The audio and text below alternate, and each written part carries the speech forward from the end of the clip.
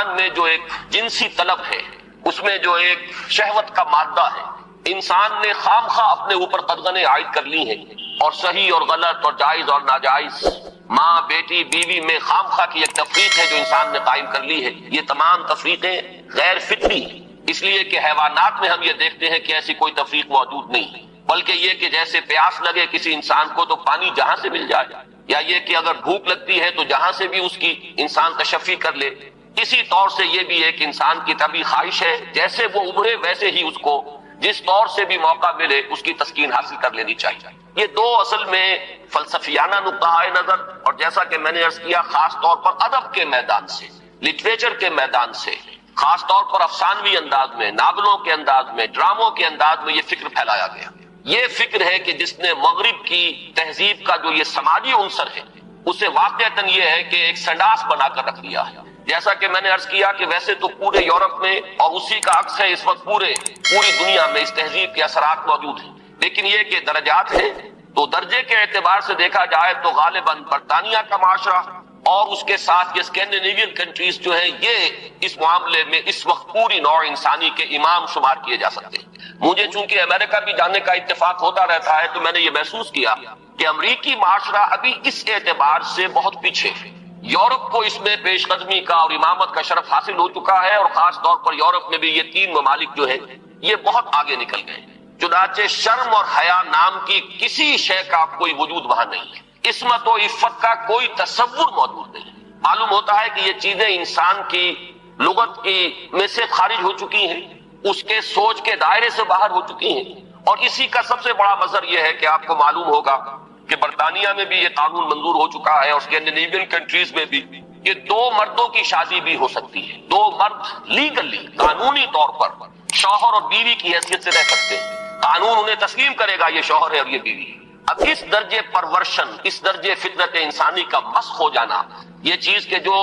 ناقابل قیاس ہے، لیکن یہ کہ بالفعل دنیا کے اندر یہ موجود ہے۔ اور پچھلے دنوں جب مجھے اتفاق ہوا جانے کا سویڈن، تو وہاں معلوم ہوا کہ ایک پاکستانی بھی ہیں، ایک سرحد کے رہنے والے صاحب جنہوں نے کہ ایک لڑکے سے وہاں شادی کی ہوئی ہے، اور قانونی اعتبار سے وہ میاں اور بیوی کی حیثیت سے وہاں مسلم طور پر زندگی گزار رہے ہیں۔ یہ جو معاملہ ہے، مجھے زیادہ صدمہ جس بات کا ہوا وہ اس پہلو سے کہ اس معاشرے کی جو اچیومنٹس ہیں، جو انہوں نے خوبیاں حاصل کی ہیں، ہمارا معاشرہ جو ہے ان کے بارے میں تو سوچنے کو بھی تیار ہے۔ مثلاً یہ کہ سیاسی سطح پر مساوات، معاشی کفالت کا اصول کہ کوئی شخص وہاں بھوکا نہیں رہ سکتا، ہر شخص کی گویا کہ کفالت جو ہے وہ ریاست کے ذمہ ہے۔ وہ باتیں جو اسلام نے دی تھی، جو حضرت عمر فاروق رضی اللہ تعالیٰ عنہ کے سے قول منسوب ہے کہ اگر دجلہ و فرات کے کنارے کوئی کتا بھی بھوکا پیاسا مر گیا تو عمر قیامت کے دن ذمہ دار ہوگا۔ یہ نقشہ واقعہ ہے، تسلیم کرنا پڑتا ہے کہ ان لوگوں نے اس چیز کو آج کی دنیا میں بالفعل حاصل کر کے دکھایا ہے۔ سماجی مساوات کا یہ عالم کہ اگر کوئی فائنینس منسٹر،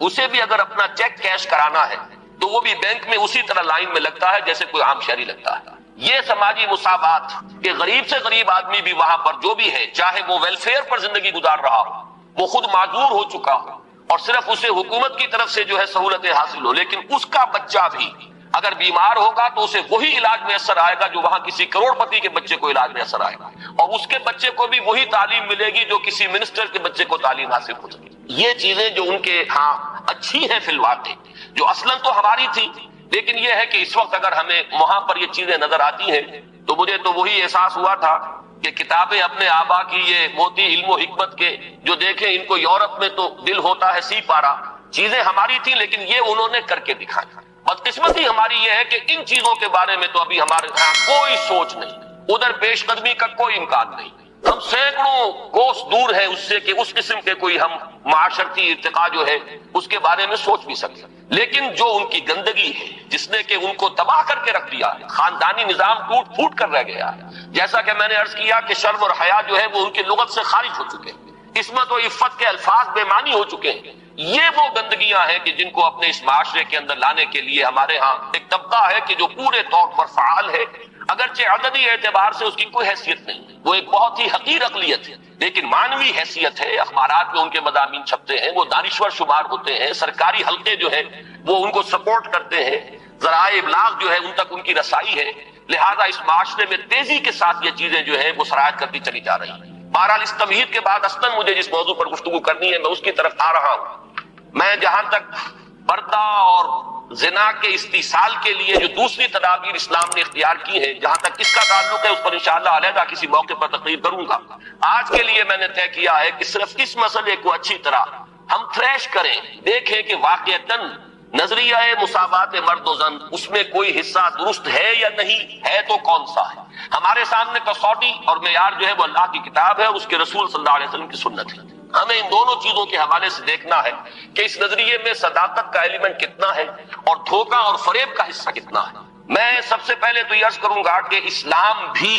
دو سطحوں پر عورتوں اور مردوں کے درمیان کامل مساوات کا قائل ہے، لیکن ایک تیسری سطح وہ ہے کہ جس پر وہ ایک فرق کرتا ہے، درجہ بندی کرتا ہے۔ ان دونوں کو علیحدہ علیحدہ سمجھ لینا چاہیے۔ پہلی سطح جس پر کہ اسلام عورت اور مرد کے درمیان کامل مساوات کا قائل ہے، وہ شرف انسانیت ہے۔ مرد بھی انسان ہے، عورت بھی انسان ہے۔ جو شرف انسانیت ہے اس میں مرد اور عورت برابر کے شریک ہیں۔ اگر کسی کے ذہن میں یہ تصور ہے کہ عورت کا وجود ایک گھٹیا وجود ہے، عورت ایک کمتر وجود کی حامل ہے، تو یہ خالص غیر قرآنی اور غیر اسلامی نقطہ نظر ہے۔ بدقسمتی سے بعض دوسرے معاشروں کے اثرات ہمارے ذہنوں میں بھی آ گئے۔ خود عیسائی معاشرے کا بنیادی تصور یہ تھا کہ عورت ہے ہی گناہ کی گٹھڑی، مجسم برائی۔ یہ ایو سے ایول کا لفظ بنا ہے۔ حضرت حوا کے لیے ان کے ہاں لفظ ایو ہے، اور ایو سے ایول ہے، ایول برائی کو کہتے ہیں، یعنی یہ کہ عورت کا تو سارا وجود ہی سرتاسر برائی ہے۔ یہ چیزیں کچھ مختلف ذرائع سے ہمارے ذہنوں میں بھی آئی ہیں۔ پھر یہ کہ یہ معاشرہ جو ہے ہمارا، جو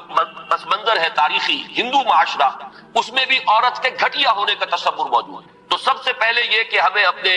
قلوب کا، اذہان کا جائزہ لینا چاہیے کہ اگر اس طرح کا کوئی جرثومہ ہمارے فکر میں ہے تو یہ خالص غیر قرآنی، غیر اسلامی۔ شرف آدمیت جس کا نام ہے، اس میں عورت اور مرد برابر اور مساوی طور پر شریک ہیں۔ میں نے اس کے ضمن میں آپ کے سامنے ایک تو آیت مبارکہ پڑھی ہے سورہ نساء کی۔ آپ کو معلوم ہے کہ معاشرتی مسائل پر قرآن مجید کی جامع ترین سورت سورہ نساء ہے۔ اس کا آغاز ہی اس سے ہوتا ہے کہ یا ایھا الناس، اے لوگو، اتقوا ربکم الذی خلقکم من نفس واحدۃ وخلق منها زوجها وبث منہما رجالا کثیرا ونساء۔ اے لوگوں، اپنے اس رب کا تقوی اختیار کرو جس نے تمہیں ایک انسانی جان سے پیدا کیا،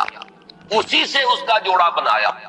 اور ان دونوں سے کثیر تعداد میں مردوں اور عورتوں کو زمین میں پھیلا دیا۔ گویا کہ پوری نوع انسانی ایک انسانی جوڑے کی نسل ہے۔ آدم اور حوا علیہ السلام انہی کے اولاد ہیں تمام انسان۔ اس پہلو سے تمام انسان بھی برابر ہیں، اگرچہ نسلیں ان کے اندر وجود میں آ گئی ہیں، اگرچہ شکلیں مختلف ہو گئی ہیں، رنگتیں ان کی تبدیل ہو گئی ہیں، ایک دوسرے سے بہت مختلف ہو گئی ہیں، لیکن یہ کہ تمام شعوب و قبائل کا فرق ہو یا لونی یا لسانی فرق ہو، ان سب کی کوئی حقیقت اس اعتبار سے نہیں ہے کہ کوئی ان میں اونچا ہو جائے، کوئی نیچا ہو جائے۔ کلکم بنو آدم و آدم من تراب، تم سب کے سب جو ہو آدم کی نسل سے ہو، اور آدم مٹی سے بنائے گئے تھے۔ لا فضل لعربی علی عجمی ولا لعجمی علی عربی ولا لأحمر علی اسود ولا لأسود علی احمر الا بالتقوی۔ یہ معاملہ جہاں عربی اور عجمی اور کالے اور گورے کے مابین ہے، وہیں مرد اور عورت کے مابین ایک ہی انسانی نسل۔ اور آج بھی آپ دیکھیے آدم و حوا سے آگے گزر کر آخر ایک ہی ماں باپ کی اولاد میں بیٹے بھی ہوتے ہیں، بیٹیاں بھی ہوتی ہیں۔ ایک ہی باپ کے نطفے سے بیٹا بھی ہے اور بیٹی بھی ہے۔ ایک ہی ماں کے بطن سے بیٹی کی بھی ولادت ہو رہی ہے اور بیٹے کی بھی ہو رہی ہے۔ تو کوئی فرق و امتیاز ان کے مابین اس پہلو سے کہ مرد مرد ہونے کے ناطے اعلیٰ ہو اور عورت عورت ہونے کے حوالے سے گھٹیا اور ادنا ہو، یہ خالص غیر اسلامی، غیر قرآنی تصور ہے۔ شرف آدمیت، شرف انسانیت میں یہ بالکل مساوی ہے۔ دوسری چیز کہ جس میں اسلام پوری مساوات تسلیم کرتا ہے، وہ ہے نیکی کا میدان، خیر کا میدان، اخلاق کا میدان، روحانیت کا میدان۔ اس میں بھی دونوں برابر ہیں، ان میں کوئی تفریق نہیں، کسی پہلو سے کوئی فرق نہیں۔ میں نے اس کے ضمن میں ایک طویل آیت قرآن مجید کی آپ کو پڑھ کر سنائی ہے۔ آپ خود غور کریں گے کہ یہ جو گردان کا سا انداز یہاں لیا گیا ہے سورہ احزاب کی آیت نمبر 36 میں، آیت نمبر 35 میں، اس سے آپ خود اندازہ کر سکتے ہیں کہ تصور کیا دینا مقصود ہے۔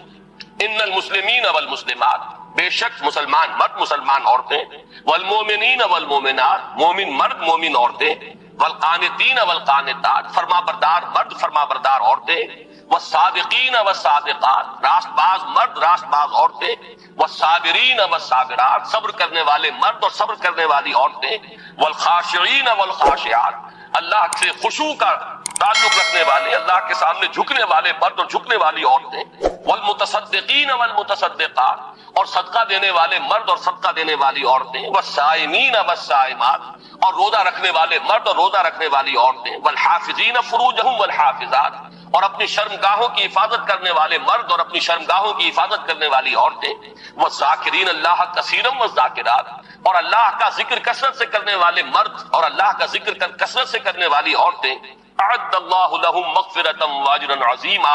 اللہ نے ان سب کے لیے تیار کی ہوئی ہے، فراہم کی ہوئی ہے مغفرت بھی اور بہت بڑا اجر۔ یہ سارا جو ہے اس آیت کا ماحصل کیا ہے؟ یہ تمام وہ اوصاف ہیں کہ جو مطلوب ہیں، یہ محاسن ہیں، یہ بھلائیاں ہیں، یہ نیکیاں ہیں، یہ اعلیٰ اقدار ہیں جو اسلام چاہتا ہے کہ انسانوں کے اندر پروان چڑھیں، اور اس آیت کا انداز بتا رہا ہے کہ اس میں کوئی فرق و تفاوت نہیں ہے۔ کسی کے لیے کوئی معاملہ نہیں ہے کہ عورتوں کے لیے یہاں جو ہے داخلہ ممنوع ہے یا عورتیں اس مقام تک رسائی حاصل نہیں کر سکتی، بلکہ یہ کہ نیکیوں میں، بھلائیوں میں، خیرات میں، حسنات میں، ان تمام کیفیات کے اندر عورتوں اور مردوں کے لیے کھلا میدان ہے، اپنی اپنی محنت، اپنی اپنی کوشش سے جو بھی چاہے اعلیٰ سے اعلیٰ مقام حاصل کر لے۔ اسی مضمون کے لیے میں نے ایک آیت آپ کو سورہ نساء کی بھی سنائی، للرجال نصیب مما اکتسبوا وللنساء نصیب مما اکتسبوا، مردوں کے لیے حصہ ہے ان میں سے جو انہوں نے کمایا، اور کمائی سے یہاں مراد ہے اعمال کی کمائی۔ قسم کا لفظ قرآن مجید میں شاذ کہیں آیا ہے معاشی کمائی کے لیے، آیا ضرور ہے لیکن بہت شاذ۔ اصل میں یہ لفظ جہاں بھی آتا ہے وہ اصل کمائی جو ہے انسان کی اس دنیا میں وہ نیکی یا بدی ہے۔ یہ جو معاش کی محنت ہے اور آپ اپنے لیے کوئی رزق فراہم کرتے ہیں، کوئی اپنی زندگی کے سلسلے کو برقرار رکھنے کے لیے ضروریات زندگی فراہم کرتے ہیں، یہ چیز تو ایک دنیا کی زندگی کی برتنے کی چیز ہے، یہ کوئی پائیدار شے نہیں ہے۔ اصل میں جو کچھ ہم کماتے ہیں وہ یا نیکی ہے یا بدی، یا خیر ہے یا شر ہے۔ ہم نے اپنی توانائیوں کا جو اصل حاصل جو ہے اس دنیا میں حاصل کیا وہ یا خیر ہے اور یا شر ہے۔ تو اصل میں قرآن مجید میں قسم کا لفظ آتا ہے اعمال کے لیے کہ کیا کمایا۔ اس کو بھی بعض لوگوں نے اس دور میں، بعض دانشوروں نے غلط طریقے پر انٹرپریٹ کیا ہے۔ اس کو سمجھ لینا چاہیے کہ یہاں اس آیہ مبارکہ میں لفظ قسم آ رہا ہے انسانی اعمال کے لیے۔ للرجال نصیب مما اکتسبوا، جو کمائی مرد کریں گے انہیں اس میں سے حصہ مل جائے گا، وللنساء نصیب مما اکتسبوا، اور جو کمائی عورتیں کریں گی وہ اس میں سے حصہ پائیں گی۔ یہ نہیں ہے کہ مرد کی کمائی میں سے عورت کو حصہ مل جائے اور عورت کی کمائی میں سے مرد کو حصہ مل جائے۔ شوہر کی اگر نیکی ہے تو اس کا فائدہ شوہر ہی کو پہنچے گا، بیوی کو نہیں پہنچ سکے گا، بیوی کی اگر نیکی ہے تو اس کا فائدہ بیوی ہی کو پہنچے گا، شوہر کو نہیں پہنچے گا۔ وَاسْأَلُوا اللَّهَ مِنْ فَضْلِهِ، اور یہ میدان کھلے ہوئے ہیں، اللہ سے سوال کرو، درخواست کرو، اس کے فضل میں سے مانگو جتنا مانگ سکتے ہو۔ یہ مانگنے کے لیے بھی ایک استعداد مطلوب ہے۔ انسان اللہ تعالیٰ کے ساتھ اپنا قبلہ درست کرے گا، اللہ کی طرف، اللہ کے ساتھ اپنے اندر اخلاص پیدا کرے گا، تبھی مانگنے کی بھی اس کے اندر صلاحیت پیدا ہوگی، تبھی وہ واقعی اطمینان قلب کے ساتھ اللہ کے سامنے دست سوال دراز کر سکے گا۔ ان اللہ کان بکل شیء علیما، یقیناً اللہ تعالیٰ ہر چیز کا علم رکھتا ہے، وہ ہر ایک کو اس کی استعداد کے مطابق، اس کی محنت کے مطابق، اس کی کوشش کے مطابق عطا فرماتا ہے۔ اس میں میں ایک آیت اور چاہتا ہوں کہ آپ حضرات کے سامنے رکھوں، اور اس کے حوالے سے ذرا میں ہماری تاریخ کا جو صدر اول ہے، صحابہ کرام کا دور، اور اس میں سے بھی بالکل سابقون الاولون کا جو دور ہے، اس میں سے چند حوالے دینا چاہتا ہوں کہ کس طرح ہمارے سامنے ان معاملات میں عورت اور مرد بالکل، میں یہاں جان بوجھ کر لفظ استعمال کر رہا ہوں شانہ بشانہ، کہ جو آج غلط طریقے پر استعمال ہو رہا ہے، مختلف میدانوں میں عورت اور مرد کو شانہ بشانہ چلانے کی کوشش ہو رہی ہے، اصل میں یہ میدان ہے کہ جہاں اب مرد اور عورت شانہ بشانہ چلنے چاہیے۔ وہ سورہ آل عمران کے آخری رکوع کی آیت ہے، آپ میں سے اکثر حضرات کے ذہن میں ہوگا کہ اس مقام پر اللہ تعالیٰ نے اپنے کچھ نیک بندوں کی دعا نقل کی ہے، بڑی طویل دعا ہے، اور اس دعا کے بعد فوراً جو آیت آتی ہے اس میں اس دعا کی قبولیت کا اعلان ہے۔ فَاسْتَجَابَ لَهُمْ رَبُّهُمْ أَنِّي لَا أُضِيعُ عَمَلَ عَامِلٍ مِّنكُم مِّن ذَكَرٍ أَوْ أُنثَىٰ بَعْضُكُم مِّن بَعْضٍ، تو اللہ نے ان کی دعا قبول فرمائی اور یہ ارشاد فرمایا کہ میں تو تم میں سے کسی بھی عمل کرنے والے کے کسی بھی عمل کو ضائع کرنے والا نہیں ہوں، خواہ وہ مرد ہو خواہ عورت، بعضکم من بعض، تم سب ایک دوسرے ہی سے ہو،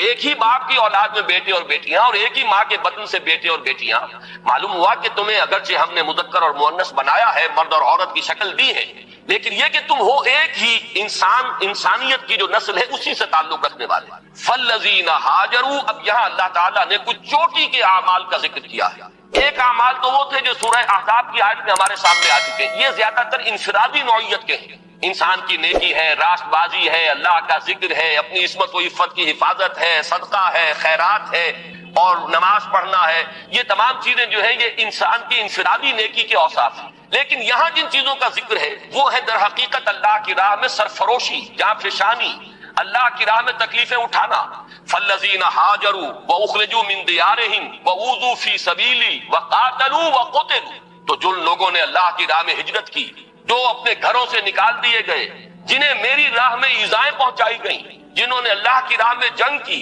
اور جو قتل ہوئے، فرمایا کہ جن لوگوں کے اعمال اتنے بلند ہیں، جنہوں نے یہ کچھ بلندیاں حاصل کی ہیں اپنے اعمال میں، لَأُكَفِّرَنَّ عَنْهُمْ سَيِّئَاتِهِمْ، ان کے بارے میں تو کسی شک و شبے کی گنجائش ہی نہیں ہے، یعنی میں تو کسی کے چھوٹے سے چھوٹے عمل کو ضائع کرنے والا نہیں، ہاں وہ مرد ہو عورت، تم سب ایک دوسرے ہی میں سے ہو، باقی جن کے اعمال اتنے بلند ہو، اتنے اونچے ہو، جنہوں نے یہ کچھ سرفروشی اور جانفشانی کی ہو ہمارے دین کے راہ میں،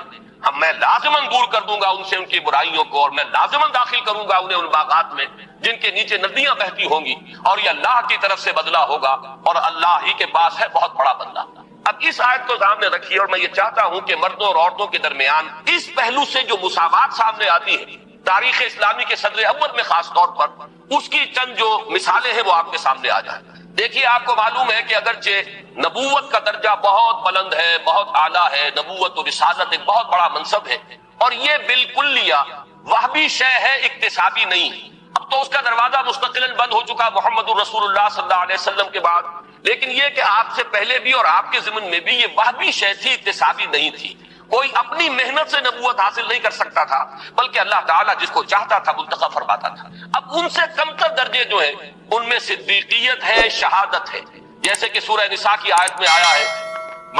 اولئک مع الذین انعم اللہ علیہم من النبیین والصدیقین والشہداء والصالحین۔ اب میں آپ سے عرض کروں گا کہ جہاں تک مرتبہ صدیقیت کا تعلق ہے، اگرچہ اہل سنت کا یہ اجماعی عقیدہ ہے کہ حضرت ابوبکر صدیق، صدیق اکبر، سب سے بڑے صدیق، بلکہ یہ کہ تمام انسانوں میں انبیاء کے بعد افضل ترین شخصیت حضرت ابوبکر، لیکن واقعہ یہ ہے کہ جس مرتبہ و مقام پر مردوں میں حضرت ابوبکر صدیق ہے، صدیق اکبر، بالکل اسی مقام پر خواتین میں حضرت خدیجہ الکبریٰ ہے رضی اللہ تعالی عنہا، جو صدیقۃ الکبریٰ ہے۔ ان کے نام کے ساتھ یہ لفظ کبریٰ جو آیا ہے، اکثر لوگ جو ہے اس کو سمجھتے نہیں، کبریٰ اکبر کا مؤنث ہے، یہ صدیق اکبر ہے، وہ صدیقۃ الکبریٰ ہے، کہ صدیقہ جو ہے،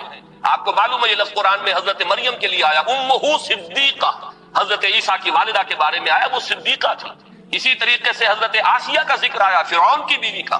لیکن یہ ہے کہ اس امت میں جس مرتبہ و مقام پر مردوں میں حضرت ابوبکر صدیق ہے، بالکل اسی مرتبہ و مقام پر خواتین میں حضرت خدیجہ الکبریٰ ہے رضی اللہ تعالی عنہ۔ بلکہ واقعہ یہ ہے کہ اگر آپ مجھ سے پوچھیں میرے دل کی بات، فاش گویم آنچ در دل مزمرست، تو مجھے تو واقعتاً یہ طے کرنا مشکل ہو جاتا ہے کہ ان دونوں میں سے افضلیت کس کی ہے، اس لیے کہ جہاں تک اولیت ایمان کا تعلق ہے اس میں بھی یہ بات بالکل سمجھ میں آتی ہے کہ حضرت خدیجہ کا ایمان مقدم ہونا چاہیے حضرت ابوبکر صدیق سے، اس لیے کہ پہلی وحی کے بعد آ کر سب سے پہلی جو گفتگو کی ہے حضور نے، ظاہر بات ہے کہ وہ اپنی زوجہ محترمہ سے کی، جس طریقے سے انہوں نے تصدیق کی ہے اور جس طریقے سے حضور کو تسلی دی ہے اور دلجوئی ان کی فرمائی ہے کہ آپ گھبرائیں نہیں۔ جب آپ نے فرمایا کہ انی خشیت علی نفسی، مجھے تو اپنی جان کا اندیشہ ہو گیا، تو کس درجے بلند دلیل کے ساتھ آپ کو تسلی دی ہے، اللہ آپ کو ضائع نہیں کرے گا، آپ تو غریبوں کی سرپرستی فرمانے والے، بیواؤں کی مدد کرنے والے، اللہ تعالیٰ آپ کو ضائع نہیں کرے گا۔ پھر یہ کہ حضرت صدیق اکبر کے فضائل کا سب سے بڑا باب جو شمار ہوتا ہے وہ یہ ہے کہ انہوں نے حضور صلی اللہ علیہ وسلم کے مشن پر اپنی پوری دولت لگا دی۔ دو مواقع ایسے آئے ان کی زندگی میں، ایک مکی دور میں، ایک مدنی دور میں۔ مکی دور میں جب کہ ہجرت کے لیے تشریف لے جا رہے ہیں تو ایک پیسہ بھی گھر والوں کے لیے نہیں چھوڑا ہے۔ اول تو یہ کہ وہ ساری دولت ان کی سکڑ چکی تھی، اس وقت تک صرف ہو چکی تھی، کتنے ہی غلام اور کتنی ہی کنیزیں انہوں نے خریدی اپنے پیسے سے اور انہیں آزاد کیا جو ایمان لے آئے تھے اور جنہیں ستایا جا رہا تھا۔ پھر یہ کہ کاروبار میں سے تو سارا وقت اب نکل چکا تھا دعوت اور تبلیغ دین کے لیے، جو کچھ رہ گیا تھا وہ بھی لے کر حضور کے ساتھ صلی اللہ علیہ وسلم وہ تشریف لے گئے۔ پھر یہ کہ آپ کو معلوم ہے غزوہ تبوک کے موقع پر ہوا ہے کہ جو کچھ گھر میں تھا جھاڑو پھیر کر لا کر حضور کی خدمت میں پیش کر دیا۔ لیکن آپ غور کیجئے کہ بعین ہی یہی مقام حضرت خدیجہ الکبریٰ کا ہے رضی اللہ تعالی عنہا، وہ متمول ترین خاتون جن سے نکاح کے بڑے بڑے سرداران قریش جو ہے وہ متمنی تھے، انہوں نے اپنی پوری دولت جس طرح قدموں میں ڈالی ہے محمد الرسول اللہ صلی اللہ علیہ وسلم کی اور جس طرح ان کے ڈسپوزل پر رکھ دی ہے کہ جس طرح چاہیں صرف کرے، تو اس معاملے میں بھی واقعہ یہ ہے کہ یہ کہنا مشکل ہے کہ کس کا درجہ جو ہے وہ افضل ہے، کون اعلیٰ ہے، کون اس پہ پیش قدمی لے گیا ہے۔ بس جیسے ایمان کے بارے میں ہم نے عافیت تلاش کی ہے کہ ہم اس طریقے سے کہہ کر اور اس میں آگے فیصلہ کرنے سے اپنے آپ کو بچا لیتے ہیں کہ عورتوں میں سب سے پہلے ایمان لانے والی حضرت خدیجہ، اور آزاد مردوں میں سب سے پہلے ایمان لانے والے حضرت ابو بکر، اور بچوں میں سب سے پہلے ایمان لانے والے حضرت علی، اور غلاموں کے طبقے میں سب سے پہلے ایمان لانے والے حضرت زید بن حارثہ۔ اسی طریقے سے یوں سمجھیے کہ ان دونوں میں اگر کوئی افضلیت کا فیصلہ ہم نہ کرنا چاہیں تو کہہ سکتے ہیں کہ مردوں میں صدیق اکبر حضرت ابو بکر ہے رضی اللہ تعالی عنہ، اور خواتین میں صدیقۃ الکبریٰ حضرت خدیجہ ہے رضی اللہ تعالی عنہ۔ اس سے آگے چلیے، ہجرت کا معاملہ ہے۔ اب آپ دیکھیے کہ حضرت عثمان ہجرت فرما رہے ہیں حبشہ کی طرف، ان کی زوجہ محترمہ حضرت رقیہ ان کے ساتھ، اور حضور نے فرمایا کہ یہ پہلا جوڑا ہے کہ جو اللہ کی راہ میں ہجرت کر رہا ہے، حضرت لوط اور ان کی اہلیہ کے بعد۔ وہ بھی جب اللہ کی راہ میں ہجرت کے لیے نکلے تھے تو اپنی وہ ایک انسانی جوڑا نکلا تھا، اور آج یہ عثمان اور ان کی اہلیہ حضور کے لخت جگر حضرت رقیہ، یہ دونوں میاں بیوی بھی اللہ کی راہ میں ہجرت کر رہے ہیں۔ پھر اسی موقع پر ہمیں معلوم ہوتا ہے کہ حضرت ام حبیبہ رضی اللہ تعالیٰ عنہ، انہوں نے بھی ہجرت کی، ان کا شوہر بھی مسلمان تھا، دونوں نے ہجرت کی، لیکن یہ کہ شوہر پر ایسی افتاد پڑی ہے حبشہ میں جانے کے بعد کہ وہ مرتد ہو گیا، عیسائی ہو گیا، شراب کا بہت زیادہ عادی تھا اور اسی کی وجہ سے اپنی عقل اور ہوش و خرد کو کھو گیا، اور چونکہ پھر حضرت ام حبیبہ وہاں بغیر شوہر کے رہ گئی، یہی وجہ ہے کہ حضور نے پھر پیغام بھجوایا ہے ان کی دلجوئی کے لیے، اس لیے کہ صاحبزادی کس کی ہے؟ ابو سفیان کی، وہ جو کہ قریش کے سردار ہیں۔ تو حضرت ام حبیبہ کا نکاح پھر حضرت نجاشی نے پڑھایا ہے اور اپنے پاس سے مہر ادا کیا ہے، اور یہ حضور صلی اللہ علیہ وسلم خود مدینے میں تھے، نکاح یہاں ہوا ہے، بعد میں وہ پہنچی ہے مدینہ منورہ۔ تو میں اس وقت صرف یہ بتانا چاہ رہا ہوں کہ اللہ کی راہ میں ہجرت میں بھی مرد اور عورت ہمیں شانہ بشانہ نظر آ رہے ہیں، اس میں بھی ان کی اچیومنٹس وہی ہیں کہ جو مردوں کی۔ اوذو فی سبیلی کا معاملہ لیجئے تو حضرت سمیہ اور حضرت یاسر رضی اللہ تعالی عنہما شانہ بشانہ اس معاملے میں آپ کو نظر آئیں گے کہ جتنی ایذائیں ابو جہل نے پہنچائی ہیں حضرت یاسر کو، اتنی ہی ایذائیں جو ہے برداشت کی حضرت سمیہ نے۔ جس وحشیانہ اور ظالمانہ انداز میں شہید کیے گئے ہیں حضرت یاسر، اسی طرح وحشیانہ اور بربریت کے انداز میں حضرت سمیہ نے جام شہادت نوش کیا ہے۔ اس معاملے کے اندر بھی وہ مساوات ہمیں نظر آ رہی ہے۔ تو معلوم یہ ہوا کہ یہ تمام مقامات بلند جہاں شرف انسانیت میں مرد اور عورت برابر ہیں، اور اس میں وہ اوصاف کے جو سورہ احزاب کی آیت نمبر 35 میں ہمارے سامنے آ چکے، جس آیت کا جو انداز بتا رہا ہے کہ اس میں کوئی فرق و تفاوت نہیں، بلکہ ان تمام اوصاف میں کھلا میدان ہے۔ عورت اپنی محنت کے مطابق آگے بڑھے، مرد اپنی محنت کے مطابق جو مرتبہ اور مقام حاصل کرنا چاہے کر لے۔ اسی طریقے سے دین کی خدمت میں، دین کے لیے سرفروشی، جانفشانی، ہجرت ہے، اور اللہ کی راہ میں ایذاؤں کو برداشت کرنا ہے۔ جس طرح حضرت بلال اور حضرت ابو فقیہ کو مارا گیا ہے اور پیٹا گیا، اسی طرح حضرت زنیرہ اور بعض دوسری بانیاں ہیں جو ایمان لے آئی حضور صلی اللہ علیہ وسلم پر، انہیں بھی مارا اور پیٹا گیا ہے۔ جس طریقے سے حضرت ابو بکر نے حضرت بلال، حضرت ابو فقیہ کو خرید کر آزاد کیا، اسی طرح متعدد بانیاں ہیں جو ایمان لے آئی تھی اور ان کو انہوں نے اپنے پیسے سے خریدا اور آزاد کیا۔ تو یہ وہ میدان ہے کہ جس میں کامل مساوات ہے، یعنی شرف انسانیت میں کامل مساوات۔ دینی مقامات، روحانی مقامات بعد میں بھی ہمیں نظر آتا ہے۔ حضرت جنید بغدادی ہے رضی اللہ تعالیٰ عنہ، تو رابعہ بصریہ بھی ہے رحمت اللہ علیہما، تو ان میں معلوم ہوتا ہے کہ یہاں بھی کوئی فرق اور امتیاز ہمیں نظر نہیں آتا۔ صحابہ کرام میں فقہائے صحابہ کے درجے میں حضرت عمر، حضرت علی نظر آ رہے ہیں، تو فقہائے صحابہ میں حضرت عائشہ صدیقہ رضی اللہ تعالیٰ عنہ کا مقام بہت بلند ہے۔ تو معلوم یہ ہوا کہ ان تمام چیزوں میں اسلام مساوات کا قائل ہے، شرف انسانیت میں برابری، اور دین کے معاملات میں، روحانی معاملات میں، اخلاقی معاملات میں اس میں بھی برابری ہے، مساوات ہے، اس میں بھی کہیں کوئی قدغن نہیں ہے کسی عورت کے آگے کہ اس سے آگے وہ نہیں جا سکتی۔ البتہ تیسری سطح جو ہے جس کے بارے میں مجھے عرض کرنا ہے، اسے اگر میں کہوں کہ وہ سطح ہے انتظامی اور قانونی، تو یہاں یقیناً اسلام نے ایک فرق و تفاوت پیدا کیا ہے، لیکن اس فرق و تفاوت کے اندر بھی ایسا نہیں ہے کہ ایک طبقے کو بالکل گرا دیا گیا ہو اور کسی بھی پہلو سے اس کی کوئی کمپنسیشن نہ ہو، بلکہ یہاں اگرچہ درجہ بندی ہے لیکن یہ ایک توازن پیدا کیا گیا ہے۔ میں آج خاص طور پر اس نقطے کو واضح کرنا چاہتا ہوں کہ اگرچہ انتظامی اور قانونی اعتبار سے فرق و تفاوت ہے، درجہ بندی، لیکن یہ کہ اسلام نے ایک نہایت حسین توازن پیدا کیا ہے اس میں، اور اس کے لیے یہ بات پہلے سمجھ لیجئے کہ اسلام چونکہ خاندان کے ادارے کو مضبوط کرنا چاہتا ہے، یہ انسانی معاشرے کی اکائی ہے، یہ بیسک یونٹ ہے، خاندانوں سے مل کر معاشرہ بنتا ہے، معاشرہ ہی ہے کہ جس کے اوپر پھر ایک انتظامی سطح پر ریاست اور حکومت کا تصور آتا ہے۔ اسی کے معاشی معاملات کو منضبط کرنے کے لیے آج کا معاشیات کا فن ہے جو ایک بہت بڑا علم بن چکا ہے۔ لیکن یہ کہ جب اینالائز کریں گے تو معلوم ہوگا کہ انفرادیت سے اجتماعیت کی طرف پہلا قدم کیا ہے؟ ایک مرد اور ایک عورت کے مابین رشتہ ازدواج۔ یہاں سے انفرادیت اجتماعیت کی شکل اختیار کرتی ہے۔ پہلے یہ میاں اور بیوی ہے صرف، لیکن جب اللہ تعالیٰ اولاد دیتا ہے تو اب اس میں سیکنڈ ڈائمنشن ایڈ ہو گئی۔ اب ان کی حیثیت والدین کی ہے، وہ اولاد ہے۔ اس اولاد میں جب کثرت اور تعدد پیدا ہوتا ہے تو تھرڈ ڈائمنشن آتی ہے، اور وہ بہنوں اور بھائیوں کا آپس میں رشتہ اخوت جو ہے وہ تیسری ڈائمنشن ہے۔ جیسے ہمارا یہ ہال ہے، اس کی لمبائی، چوڑائی، اونچائی، یہ 3 ڈائمنشنل کانسیپٹ ہمارا سپیس کا ہے۔ اسی طرح خاندان کا ایک ادارہ جو ہے اس کی یہ 3 ڈائمنشنز، ایک مرد اور ایک عورت، رشتہ ازدواج، یہاں سے بات شروع ہوئی۔ اولاد ہوئی تو ایک نئی جو اس میں عرص جو ہے وہ شامل ہو گیا، اور وہ کیا ہے؟ وہ والدین اور اولاد کا رشتہ ہے۔ تیسرا، اولاد کے مابین اب رشتہ اخوت ہے، بہنوں اور بھائیوں اور بھائیوں اور بھائیوں کے درمیان۔ یہ ہے خاندان کا ادارہ۔ اس خاندان کے ادارے کے استحکام کا دار و مدار اس پر ہے کہ سربراہ ایک ہو۔ 2 برابر کے اختیار رکھنے والے سربراہ کسی ادارے کے نہیں ہوتے۔ دنیا میں کسی بھی سطح پر آپ غور کیجئے، کوئی شخص بقائمی ہوش و حواس یہ نہیں کہہ سکتا کہ کسی اجتماعی ادارے کے 2 بالکل مساوی اختیارات رکھنے والے سربراہ ہو سکتے ہیں۔ کوئی محکمہ 2 ڈائریکٹرز نہیں ہو سکتے، ڈائریکٹر ایک ہوگا، اس کے نیچے آپ ڈپٹی ڈائریکٹر اور جوائنٹ ڈائریکٹر جتنے چاہیں آپ بنا لیجئے، اسسٹنٹ ڈائریکٹر بنا لیجئے، فوج کی فوج کر دیجئے،